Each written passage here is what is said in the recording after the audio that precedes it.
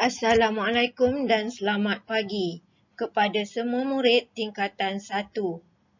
Tahniah kepada semua murid yang bersemangat untuk mengikuti pembelajaran dalam norma baharu pada tahun ini. Pada hari ini, saya akan menerangkan tentang bidang kurikulum. Selamat datang ke Sekolah Menengah Kebangsaan Subang Bestari. Murid akan mengikuti pembelajaran berdasarkan kurikulum standard sekolah menengah. Berikut merupakan pakej mata pelajaran bagi murid tingkatan 1 hingga tingkatan 3. Antara mata pelajaran teras yang ditawarkan ialah Bahasa Melayu, Bahasa Inggeris, Matematik, Sains, Sejarah, Pendidikan Islam dan Pendidikan Moral. Selain itu, mata pelajaran wajib yang ditawarkan ialah Pendidikan Jasmani dan Pendidikan Kesihatan, Geografi, Reka Bentuk dan Teknologi, Asas Sains Komputer dan Pendidikan Seni Visual. Manakala mata pelajaran tambahan yang ditawarkan ialah Bahasa Cina dan Bahasa Tamil. Berikut merupakan senarai nama kelas dan elektif yang ditawarkan bagi murid tingkatan 1, 2 dan 3. Semua murid tingkatan 1 akan mempelajari mata pelajaran Reka Bentuk dan Teknologi kecuali murid kelas 1 Newton dan 1 Hidrogen. Sebahagian murid kelas 1 Newton dan 1 Hidrogen akan mempelajari mata pelajaran Reka Bentuk dan Teknologi, manakala sebahagian lagi akan mempelajari mata pelajaran Asas Sains Komputer. Jadual yang dipaparkan menunjukkan permakahan, ujian, pentaksiran dan peperiksaan bagi murid menengah rendah. Murid yang memperoleh markah antara 85 hingga 100 merupakan murid yang telah mencapai tahap cemerlang, iaitu grade A. Murid yang memperoleh markah antara 70 hingga 84 berada pada tahap kepujian. Murid yang memperoleh markah antara 60 hingga 69 berada pada tahap baik. Murid yang memperoleh markah antara 50 hingga 59 berada pada tahap memuaskan. Murid yang memperoleh markah antara 40 hingga 49 telah mencapai tahap minimum. Sekiranya murid memperoleh markah antara 0 hingga 39, bermakna murid tersebut belum mencapai tahap minimum. Sekiranya murid tidak hadir semasa peperiksaan dijalankan, markah kosong akan diberikan. Kesedaran sivik dan amalan nilai murni juga diterapkan di sekolah menengah sepanjang tahun. Antara nilai murni yang diterapkan ialah kasih sayang, hormat menghormati, bertanggungjawab, kebahagiaan dan kegembiraan.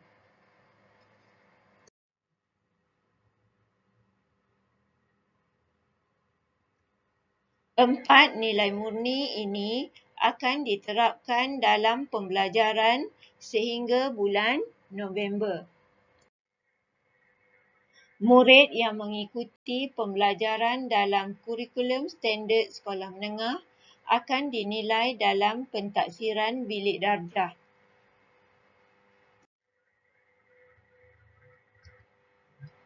Apakah pentaksiran bilik darjah? Pentaksiran bilik darjah merupakan pentaksiran yang berterusan dalam sesi pengajaran dan pembelajaran bagi mendapatkan maklumat tentang perkembangan, kemajuan, kebolehan dan pencapaian murid. Pentaksiran bilik darjah berlaku secara formatif dan sumatif sebagai pembelajaran untuk pembelajaran dan tentang pembelajaran. Bilakah pentaksiran bilik darjah bermula?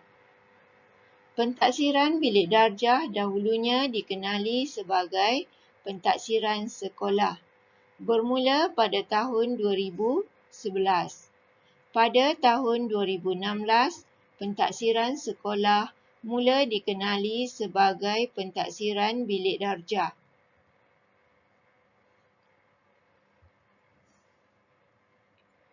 Semua mata pelajaran dalam kurikulum standard sekolah rendah dan kurikulum standard sekolah menengah terlibat dengan pentaksiran bilik darjah.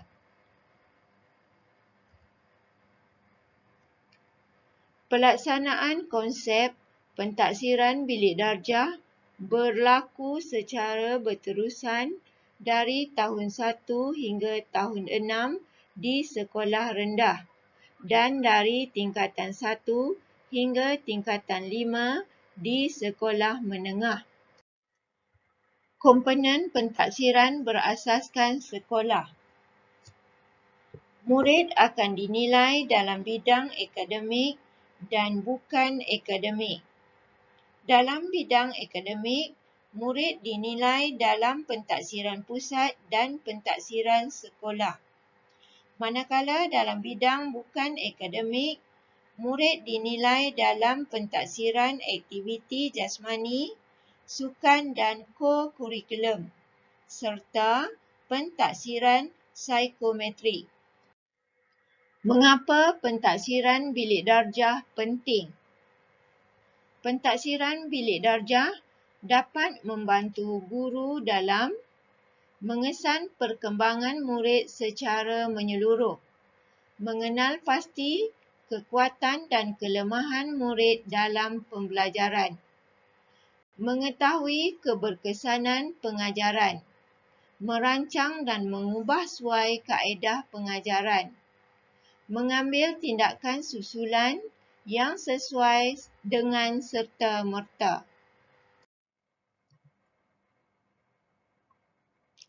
Melalui pentaksiran bilik darjah, guru dapat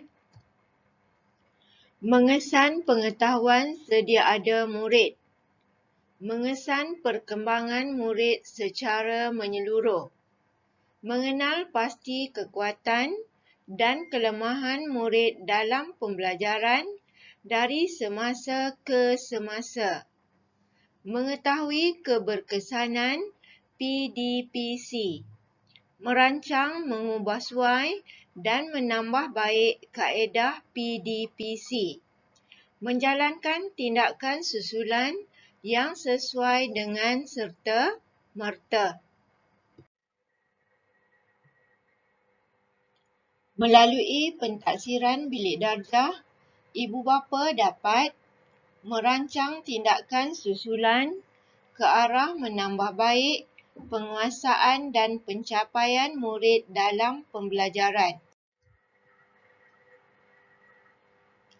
Melalui pentaksiran bilik darjah, murid dapat mengesan perkembangan diri, mengenal pasti kekuatan dan kelemahan dalam pembelajaran, meningkatkan pencapaian pembelajaran.